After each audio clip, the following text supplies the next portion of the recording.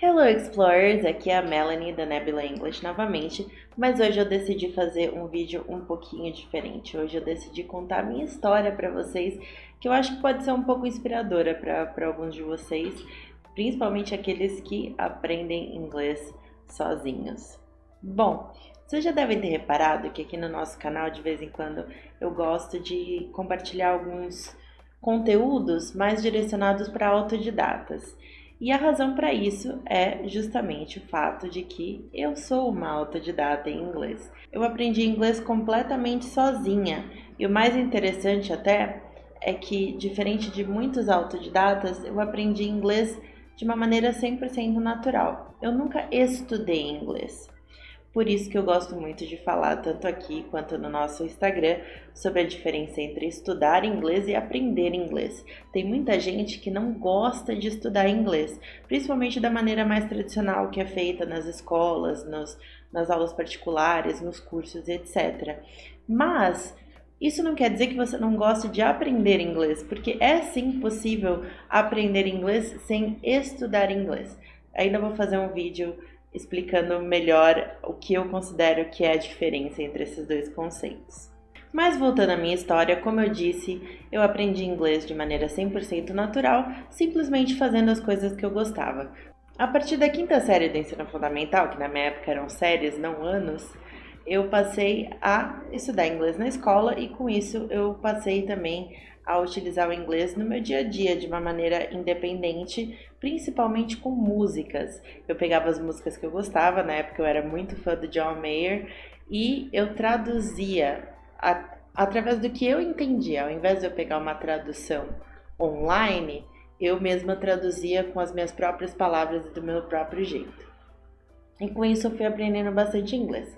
Também nessa mesma época eu passei a jogar mais jogos online. Eu sempre gostei muito de videogames, desde criança eu jogava muitos videogames, mas nessa época eu passei a jogar jogos em que eu realmente tinha interação direta com outras pessoas. Um desses jogos era o MapleStory, o original, que é um MMO, que a gente fala em português um MMO, que significa Massive Multiplayer Online, ou seja, um jogo em que muitas pessoas jogam ao mesmo tempo. E nesse jogo eu fiz bastante amizades com pessoas do exterior. Na época eu jogava no server americano, não sei porquê, não sei se é porque não existia o server brasileiro ou se porque eu gostava mesmo, mas eu fiz muitas amizades com pessoas do exterior. Eu não gostava muito de interagir com os brasileiros, não sei porque eu era adolescente nessa época, era meio chatinha, talvez eu me achasse assim cool demais para os brasileiros, mas enfim. Fiz muitas amizades com jogadores de outros países.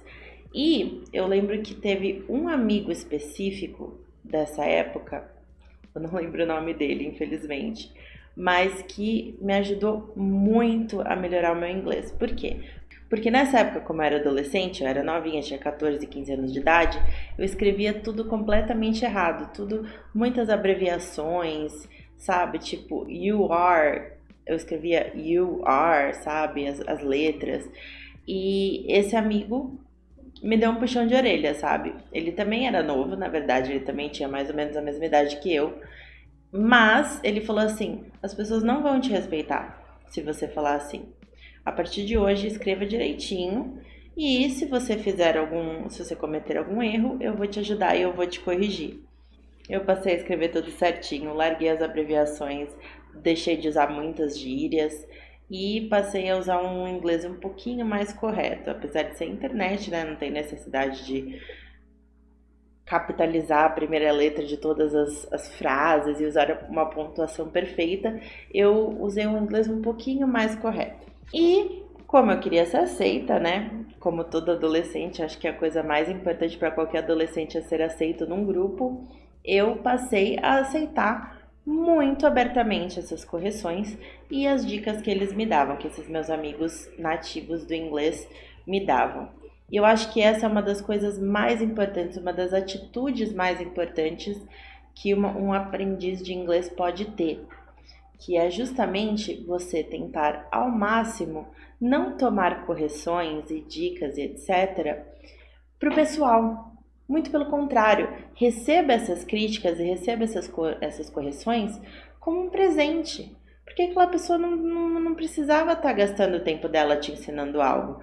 Mas essa pessoa com paciência e com cuidado está te ensinando algo. Então, seja na verdade agradecido quando você for corrigido por outras pessoas. E naturalmente, com o passar dos anos, o meu inglês foi evoluindo, eu fui procurando fontes de materiais autênticos cada vez mais complexas, comecei a ler livros, comecei a assistir séries, comecei a assistir filmes em inglês e naturalmente o meu inglês foi acompanhando essas evoluções nos meus materiais. Existe um conceito que é bastante importante no aprendizado de línguas e que, na verdade, é inspirado na zona de desenvolvimento proximal do Vygotsky.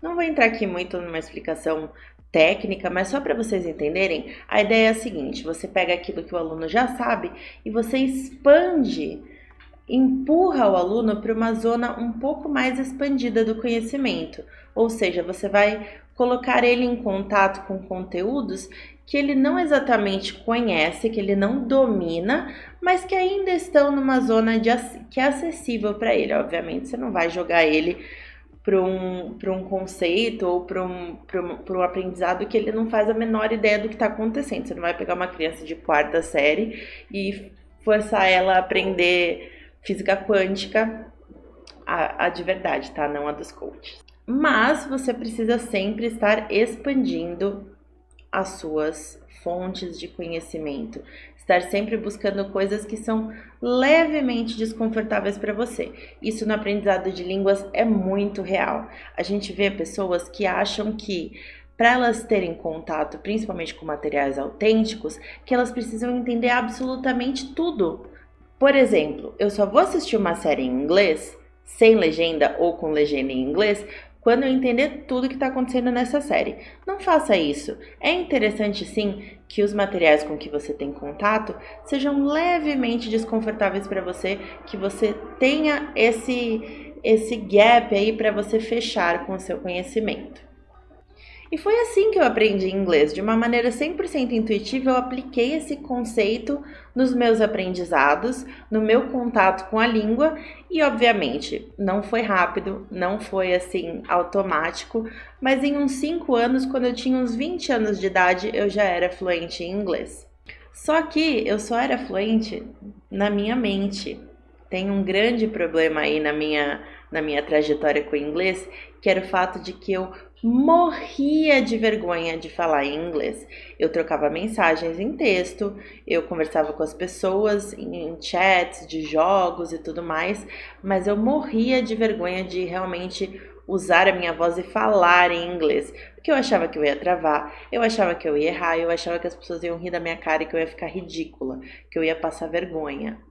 Então, teve todo um período aí dos meus 20 até os meus 22, 23 anos de idade, em que eu já era fluente internamente, mas eu nunca tinha falado inglês na frente de outra pessoa.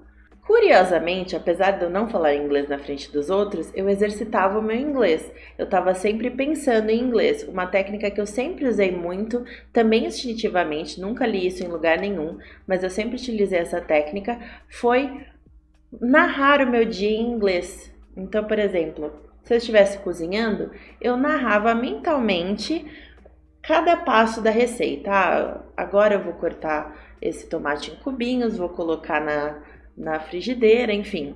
E eu fazia isso com várias atividades do meu dia. Quando eu finalmente fui forçada a superar esse medo, porque não era só um medo, na verdade, era um pavor, era uma fobia, era um negócio muito doido, assim. As pessoas, quando elas me pressionavam, eu tenho uma prima que é professora de inglês também, na época ela me pressionava a falar inglês com ela, eu simplesmente travava, não saía uma palavra, eu me recusava a falar inglês na frente dos outros. Mas aí eu fui forçada a falar inglês por conta de um trabalho da faculdade. Esse trabalho era basicamente, a gente tinha que ir na frente da sala e apresentar alguma coisa sobre nós mesmos. E essa era a nota principal do semestre. Se você não fizesse essa apresentação, basicamente você iria repetir naquela matéria. Então, eu fui forçada realmente a falar inglês na frente de uma sala inteira. Eu que morria de vergonha de falar inglês na frente de uma pessoa, fui forçada a falar inglês na frente de uma sala de 40, 50 pessoas. E depois que isso aconteceu, depois que eu realmente falei na frente de todo mundo, eu percebi que eu não morri, que eu provavelmente cometi um ou outro erro, mas eu não morri, que não era grande coisa, que as pessoas não iam rir da minha cara. O professor até elogiou meu inglês e falou: "Nossa, wow, her English is very good, isn't it?" E eu fiquei toda me achando, quer dizer, continuava me sentindo insegura, mas isso me ajudou um pouquinho com a minha confiança, com certeza. E eu percebi que o medo que eu tinha, o pavor que eu tinha, não fazia o menor sentido, porque as pessoas, no geral, não estão tão preocupadas com você. Isso, assim, não só na língua inglesa. Isso, na verdade, se aplica para a nossa vida inteira. Muitas vezes, a nossa timidez, ela tem uma raiz de uma certa arrogância, da gente achar que tá todo mundo prestando atenção na gente, que todo mundo se importa com a gente, que todo mundo vai lembrar o que a gente falou, o que a gente fez. Na maioria das vezes, as pessoas não estão nem aí. Então, a gente tem que entender que a gente pode ser a gente mesma, a gente pode arriscar, a gente pode errar, que as pessoas não vão nem, no dia seguinte, não vão nem lembrar dos seus erros. Quem vai lembrar é você. Então, tente superar essa autocrítica aí. Então, essa é a minha história, muito resumidamente, com o aprendizado de inglês. Outro dia eu vou contar um pouco melhor para vocês como eu me tornei professora de inglês. Se vocês tiverem interesse nessa história, deixa seu comentário, deixa seu like aqui para eu saber que vocês querem realmente ouvir essa história.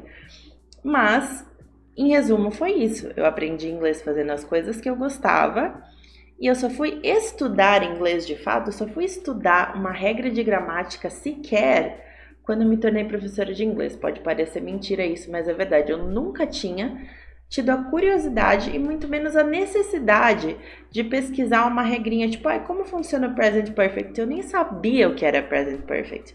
Nos meus primeiros meses como professora de inglês, eu ensinava o present perfect sem nem saber o que ele era. Por quê? Porque eu nunca tive essa necessidade de decorar os nomes das estruturas. Eu apenas utilizava elas na prática, no dia a dia, na vida real. Isso, obviamente, influenciou muito a maneira como eu ensino os meus alunos e a maneira como eu vejo o aprendizado de inglês. Porque se foi possível comigo, se eu conseguir aprender inglês sem chatice, sem decoreba, sem estudar, sem ficar me debruçando sobre folhinha de exercício e regrinha de gramática, isso é possível para qualquer um, eu não tenho nada de especial. Foi apenas a maneira que eu encontrei de aprender inglês e isso é possível. Então, eu tento ao máximo trazer isso para os meus alunos também, mas outro dia eu entro em detalhes quanto a isso. Acho que é isso. Agradeço a vocês por terem assistido a minha história e se você se sentiu inspirado, se você acha que é libertador saber que isso é possível, que é possível aprender inglês sem estudar inglês, deixa seu like, se inscreve, envia esse vídeo para alguém que você conhece que odeia estudar inglês, para que essa pessoa saiba que ela pode aprender inglês, que talvez ela goste de aprender inglês, ela apenas não gosta de estudar, tá bom? E vejo vocês no sábado que vem.